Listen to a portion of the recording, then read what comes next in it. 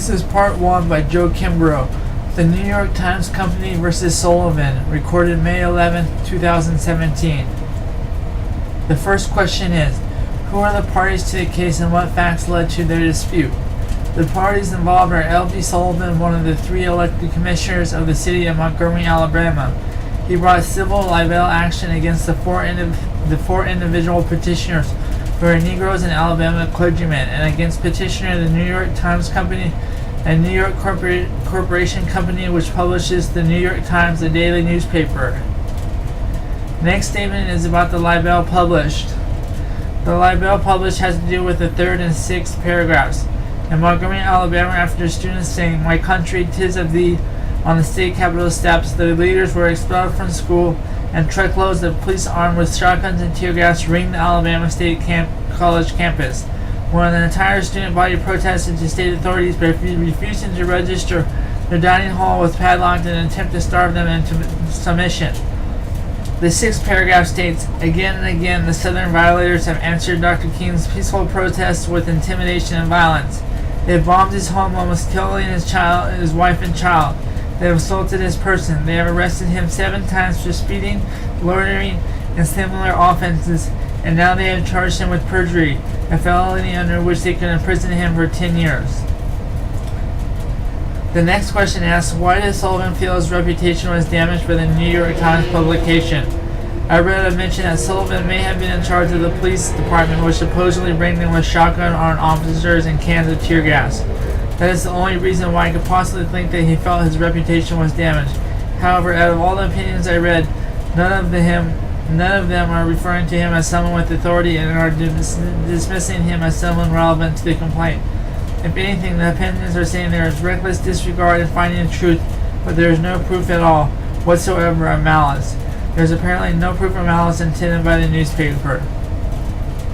The next question asks, what are the elements of defamation? Since Sullivan was a public official, what did the plaintiff have to prove in this case? Defamation is defined as the publication of a false statement about another person that causes harm to that person. With regard to a public official, the defamatory statement must be proven to have been published with intent of malice. The next question asks, what was the U.S. Supreme Court's decision and why did it make that decision? The Supreme Court held a state cannot, under the 1st and 14th Amendments, award damages to a public official for defamation and falsehood related to his official conduct unless he proves actual malice, that the statement was made with the knowledge of its falsity or with reckless disregard of whether it was true or false.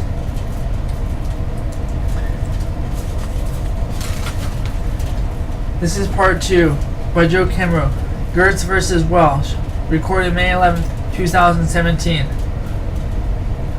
The first question asks, who are parties to the case? Was the petitioner a private person or a public official? The Chicago policeman named Nucio, and the other party is the petitioner or the victim's family reputable attorney. It is clearly stated that the attorney is not a public figure, as in Sullivan, but a private individual instead.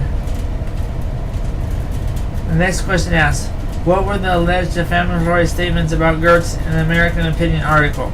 The American Opinion stated that Gertz was an architect of the frame-up, an official of the Marxist League for Industrial Democracy, otherwise known as the Intercollegiate Socialist Society, which advocated the violent siege of our government.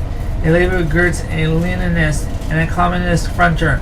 It also stated that Gertz had been an officer of the National Lawyers Guild, described as a communist organization that probably did more than any other outfit to plan the communist attack on the Chicago police during the 1968 Democratic Convention.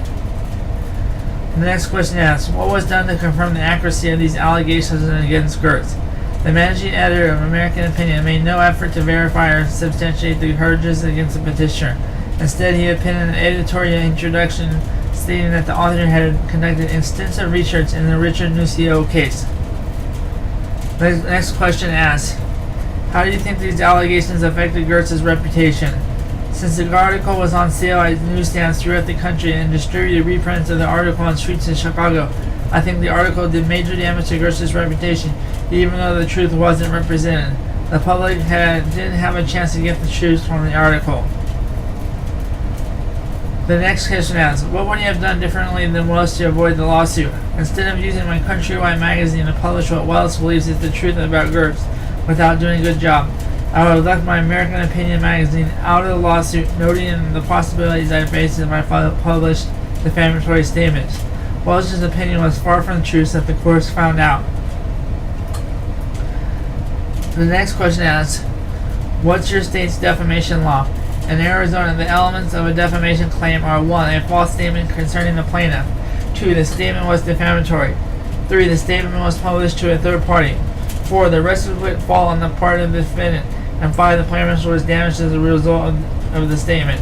To be defamatory, a statement must be false and bring the defamed person into disrepute, contempt, or ridicule, or impeach her or his integrity, honesty, integrity, virtue, or reputation. The last question asks, how can you relate what you have learned from the Sullivan and Gerst cases to your future work in the communications industry? As someone entering the communications industry and after reading the cases, I know I got to not fall into an autopilot type of mode where I don't realize what I am publishing. I got to at all times be cognizant and careful about what I write to avoid a defamatory statement, especially if I get my emotions mixed into the case I'm investigating and reporting about. I don't think I have much to worry about, but when your bad side gets a hold of you, you may find yourself writing untruthful things with malice that could get you sued and fired from your job. It's important to know that if you are being accused of defaming a public official, that the public official must prove to the court of law that you are acting out of malice and not just reckless disregard for the truth. I also learned when dealing with private individuals, you must be careful because they are more vulnerable to injury than public officials, and public figures are more deserving of recovery.